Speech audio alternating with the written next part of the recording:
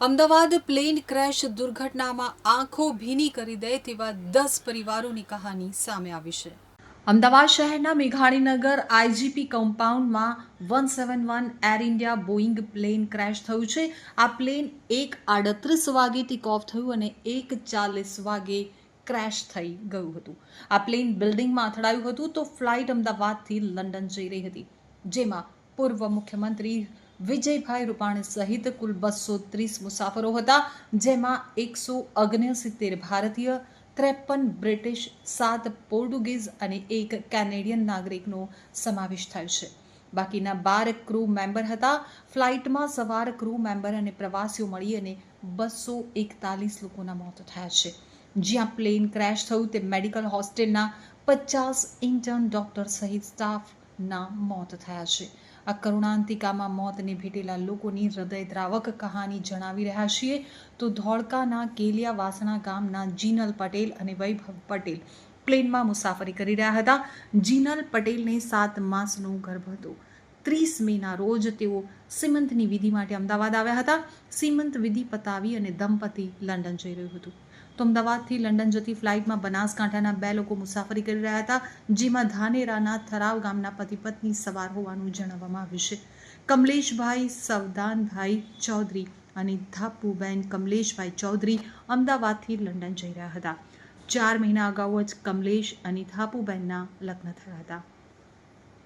તો ગાંધીનગરના સેક્ટર 24 આદર્શનગરના પીળા પટ્ટામાં ગૌરવ બ્રહ્મભટ્ટ અને કલ્યાણી બ્રહ્મભટ્ટ રહેતા હતા. ગૌરવભાઈ પહેલા લંડનમાં નોકરી કરતા હતા. લંડનમાં જ તેમની મહારાષ્ટ્રના વતની કલ્યાણીબેન સાથે મુલાકાત થઈ અને લગ્ન થયા હતા. દંપતીને 2 સંતાનો છે, 16 વર્ષનો પુત્ર અને 12 વર્ષની પુત્રી, જેઓ ગિફ્ટ સિટી ખાતેની સ્કૂલમાં અભ્યાસ કરે છે. બંને બાળકોનો જન્મ લંડનમાં થયો હતો તો કલ્યાણીબેન ગિફ્ટ સિટીના કંપનીમાં નોકરી કરતા હતા. ગૌરવભાઈ દિલ્હીની ફાર્માસ્યુટિકલ કંપનીમાં ઉચ્ચ હોદ્દા પર કાર્યરત હતા. મુંબઈ બદલી બાદ તેઓ અમદાવાદ આવ્યા. તેમના પરિવારમાં માતા પિતા અને 3 બહેનો છે. તેઓ પરિવારના એકમાત્ર પુત્ર હતા. કલ્યાણીબેન અને ગૌરવભાઈ લંડન જઈ રહ્યા હતા અને મોત આંબી ગયું હતું. અમદાવાદમાં થયેલી પ્લેન ક્રેશની દુર્ઘટનામાં ઊંઝા તાલુકાના ઐઠોર ગામના માતા પુત્રનો મુસાફરોમાં સમાવેશ છે. લંડનમાં સ્થાયી થયેલા કેતનભાઈ ભગવાનભાઈ પટેલ પખવાડિયા અગાઉ તેમના પિતાના નિધન બાદ અંતિમ વિધિ માટે ભારત આવ્યા હતા. કેતનભાઈ તેમની માતા સવિતાબેન પટેલ સાથે આજે લંડન પરત ફરી રહ્યા હતા. તેઓ અમદાવાદથી લંડન જવા માટે વિમાનમાં સવાર થયા હતા. આ દરમિયાન વિમાન દુર્ઘટનાગ્રસ્ત થતાં બંને માતા પુત્રનું મોતની આશંકા છે. તો ગઢડાના અડતાળ ગામનો ખેડૂત પરિવારનો યુવક હાર્દિક દેવરાજભાઈ અવૈયા છેલ્લા 2 વર્ષથી લંડન એમેઝોનમાં જોબ મળતા સ્થાયી બન્યો હતો. તેમજ લંડન ખાતે જ રહેતી વિભૂતિ નામની યુવતી સાથે સગાઈ નક્કી થતાં 1 મહિના પહેલા રજામાં સગાઈ માટે અને પરિવારને મળવા માટે સજોડે આવ્યા હતા. ત્યારબાદ લંડન પરત જવા માટે કમનસીબે એર ઇન્ડિયાની આ ફ્લાઇટમાં રવાના થયા હતા. ત્યારે ભયાનક પ્લેન અકસ્માતના પગલે અડતાળા ગામ અને અવૈયા પરિવારમાં ચિંતા અને શોકનો માહોલ છવાઈ ગયો છે. તો અમદાવાદ પ્લેન ક્રેશમાં ખંભાતમાં રહેતા હેમંતભાઈ પંડ્યા અને તેમના ધર્મપત્ની નેહાબેન પંડ્યા પણ સામેલ છે. હેમંતભાઈની ઉંમર 52 વર્ષની છે, જ્યારે તેમના ધર્મપત્ની નેહાબેનની ઉંમર 48 વર્ષની છે. હેમંતભાઈ પંડ્યા વ્યવસાયિક ગોરપદુ કરતા હતા. નેહાબેન ગૃહિણી હતા. હેમંતભાઈ પંડ્યાની એક દીકરી અને એક દીકરો છે. તેમની દીકરી નગરા ખાતે પટેલ સમાજમાં પરણી હતી અને હાલ લંડન છે. તેમના છોકરાને તેમની દીકરીએ લંડન બોલાવ્યું હતું.